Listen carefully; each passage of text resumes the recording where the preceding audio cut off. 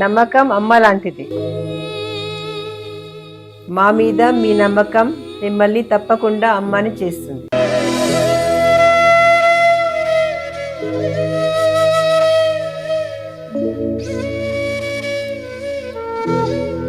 నేడు ఎంతో మంది మా మీద నమ్మకంతో అమ్మాయారు.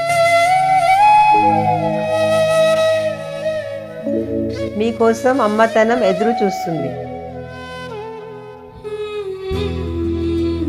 వివరాలకు సంప్రదించండి.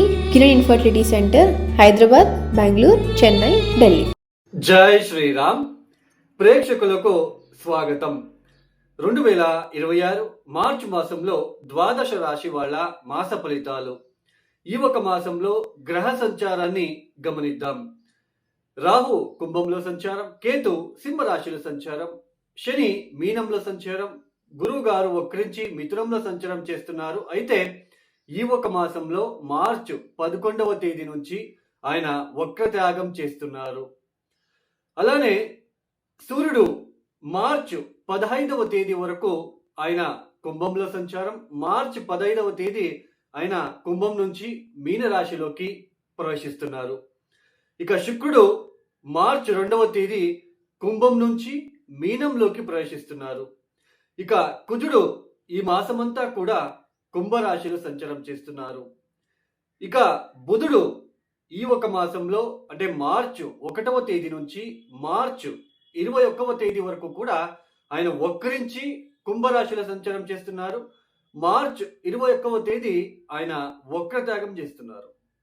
ఈ గ్రహ సంచారాన్ని బట్టి ద్వాదశ రాశి వాళ్ళకి అంటే మేషాది 12 రాశుల వాళ్ళకి ఎలాంటి ఫలితాలు చూసుకుంటూ వెళ్దాం.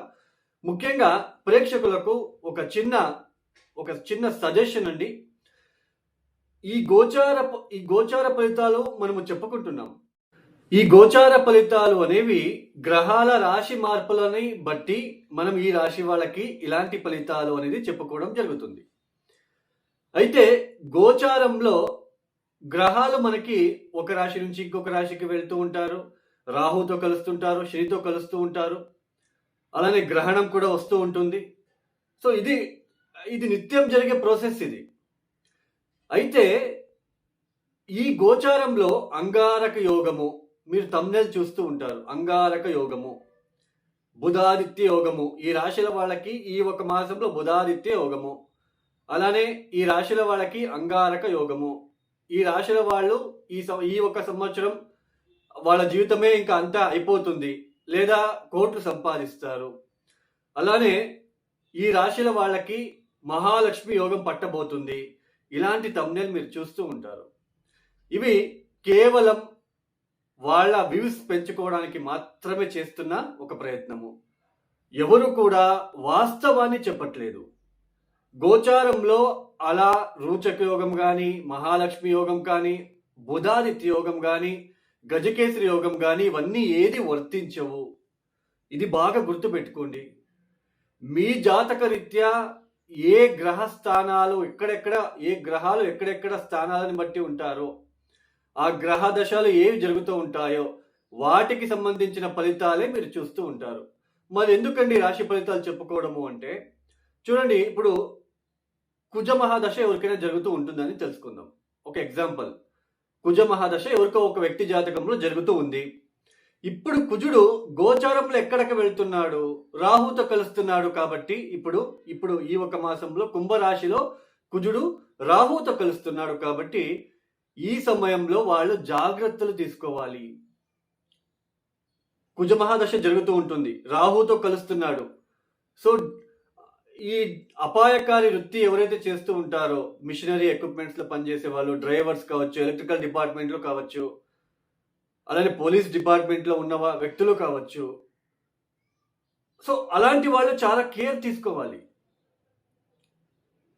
ఇప్పుడు శుక్ర మహాదశ ఎవరికైనా జరుగుతూ ఉంటుందని తెలుసుకుందాం. శుక్ర మహాదశ ఎవరికొకరికి జరుగుతూ ఉంటుందని అనుకుందాం. శుక్రుడు ఇప్పుడు మీనరాశిలో ఈ ఒక మాసంలో మీనరాశికి వెళ్ళి సంచారం చేస్తూ ఉంటాడు.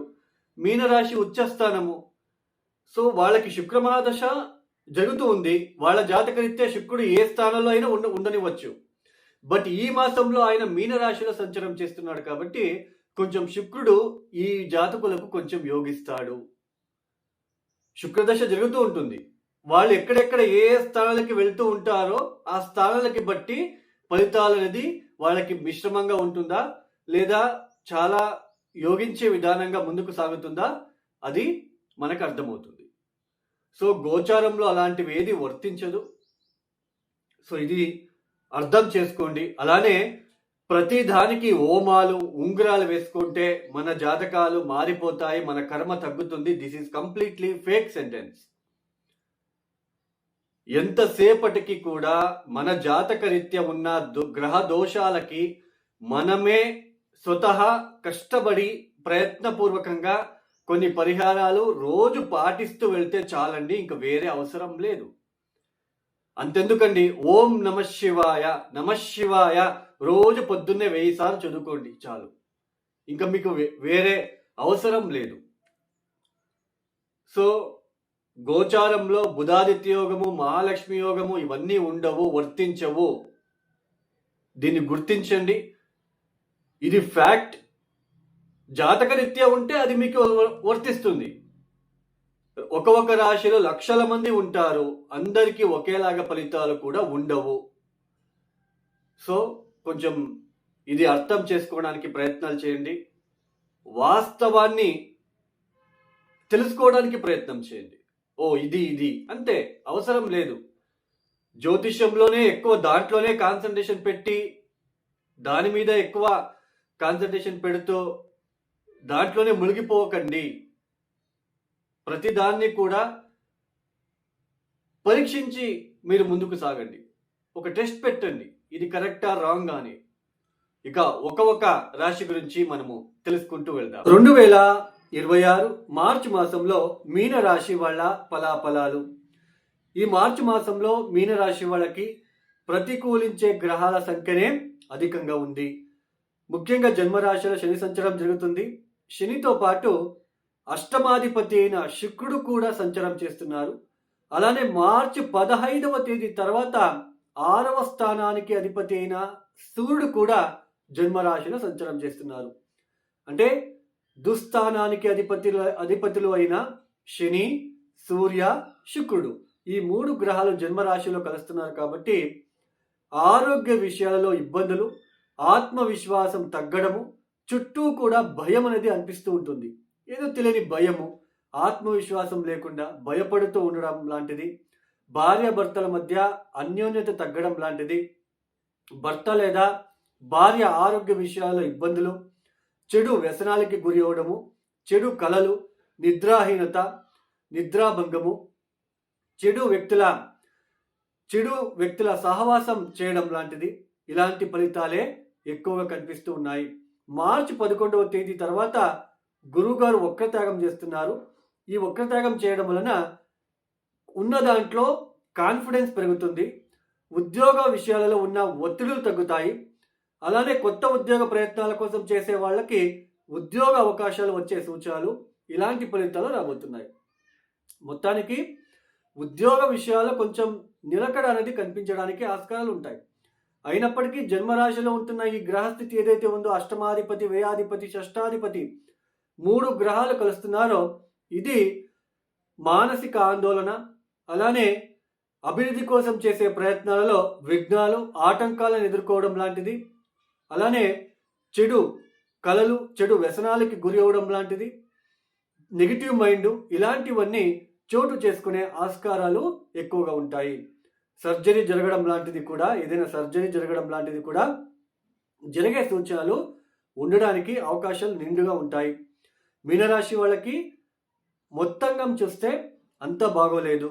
అధిక ఖర్చులు, ఆరోగ్య విషయాల ఇబ్బందులు, తెలియని వ్యక్తులతో సహవాసాలు చేయడము, అక్కడ ఇబ్బందికి గురి అవ్వడము, వాళ్ళ ద్వారా ఖర్చులు, ఇలాంటి నెగిటివ్ ఫలితాలే ఎక్కువగా మీనరాశి వాళ్ళకి ఉండబోతున్నాయి. ఇంకా 3 మాసాలండి. జూన్ 1వ తేదీ నుంచి గురుబలం అనేది మీకు రక్షిస్తుంది. జూన్ వరకు మాత్రమే వెయిట్ చేయండి. ఈ మార్చి మాసం అంతా కూడా నెగిటివ్ ఫలాలే ఎక్కువగా ఉన్నాయి. ధైర్యం కోల్పోవద్దు, అలానే ఆత్మవిశ్వాసం తగ్గించుకోవద్దు. మీ కష్టాలని, సుఖాలని ఎవరితో షేర్ చేసుకోకండి. అలానే డబ్బు విషయంలో జాగ్రత్త. ప్రతిరోజు మహామృత్యుంజయ మంత్రాన్ని చదవండి. ఎన్నిసార్లు చదువుతారో పొద్దున సాయంత్రం అంత మంచిది. ప్రదోష కాలంలో ఓం నమ శివాయ కొన్ని వేల సార్లు మీరు చదువుకోవడానికి ప్రయత్నం చేయండి. మీకు చాలా ఉపయుక్తకరంగా ఉంటుంది ఇది ఈ సమయంలో. అలానే వీళ్ళైతే తప్పనిసరిగా ఆంజనేయ స్వామి దర్శనము లేదా సాయంత్రం రాత్రిపూట పడుకునేటప్పుడు హనుమాన్ చాలీస చదువుకొని పడుకోవడానికి ప్రయత్నం చేయండి. ఎవరైతే ఈ వీడియోని చూస్తున్నారో లైక్ చేయండి, షేర్ చేయండి, సబ్స్క్రైబ్ చేసుకోండి. సర్వే జనం సుఖినో భవంతు. ధన్యవాదములు. జై శ్రీరామ్.